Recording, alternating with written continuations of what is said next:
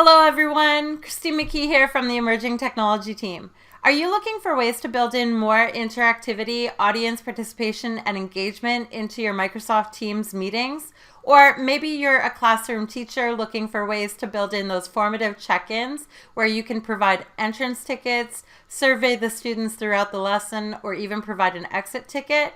Well, you can do all of this by incorporating Microsoft Forms polling into your Teams meeting chat. Let me show you how. All right, so I've gone ahead and launched a meeting with my team, and the first step we have to do is install the Microsoft Forms app in the chat in Microsoft Teams.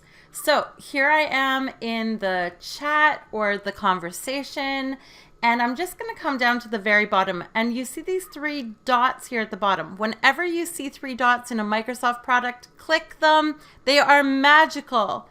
So I click the three dots, and I am going to type in forms if I don't see it, and then simply click on forms. Now I do have to click add to give forms permission to be added to Microsoft Teams. And once that's added, I can then go ahead and click on the three dots again and select the Forms app. Now I can build my polling question. Okay, so as you can see, I've added a question. What feature are you most looking forward to in Teams? And I've added three options: polling with forms, breakout rooms, spotlight. I can allow students to input multiple answers. I can select share results automatically after voting, and I can keep responses anonymous by checking that box there. I go ahead and hit save. And here's a preview of the polling card I'll be sending. Click send, and that will appear in the chat.